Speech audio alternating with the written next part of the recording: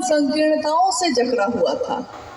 जाति का भेद, अमीर गरीब का भेद, क्षेत्र का भेद, बहुत तरह के भेद, संकीर्णताओं से जकड़ा हुआ मन कब स्वतंत्र हो गया, कब सबको अपना समझने लगा, कब सारे लोग अपने हो गए, पता ही नहीं चला। हाथ में कंगन हो किसी के तो वो मेरा गुरु भाई है, हाथ में कंगन है तो वो मेरी गुरु बहन है।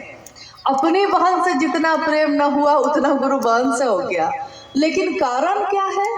क्योंकि उसके गुरु भी शिव है, मेरे गुरु भी शिव है। साहब चले थे अकेले, उन्होंने कहा अकेला ही चला था मैं, लोग मिलते गए, कारवां बनता गया।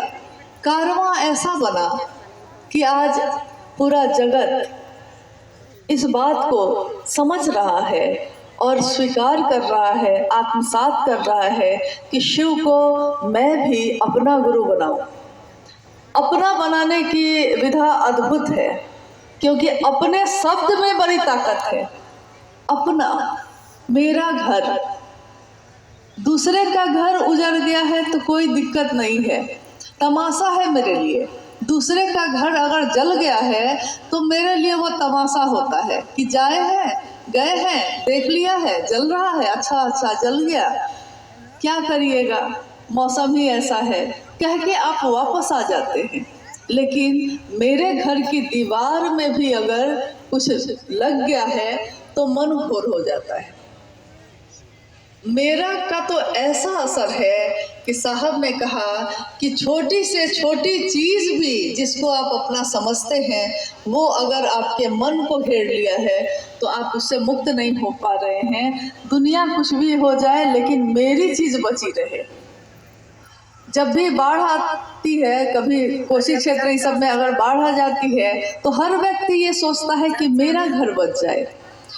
दूसरे का पति बीमार है तो कोई फर्क नहीं पड़ता, लेकिन मेरे पति को अगर छींक भी आ गई है तो नींद उड़ गई है कि पता नहीं इनको क्या हो गया। मेरा कितना अद्भुत है।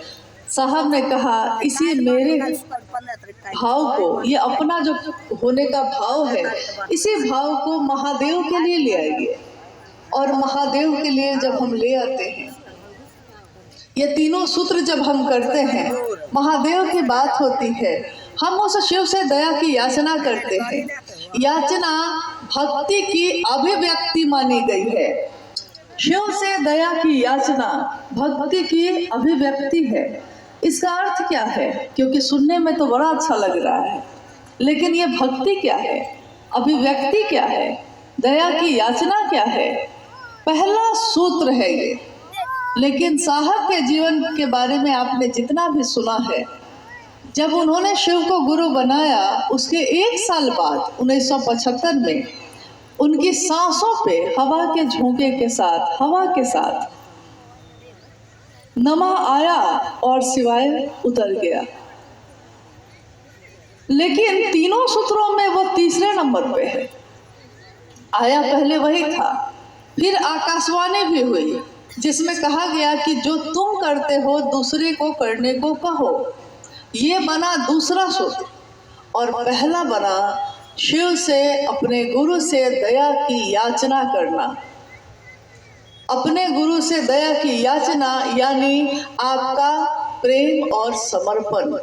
लेकिन ये प्रेम होना कठिन है, समर्पण होना कठिन है, क्योंकि जब तक हमारा मन ये समझता है कि इस काम को हम कर सकते हैं, हम किसी से मदद नहीं मांगते।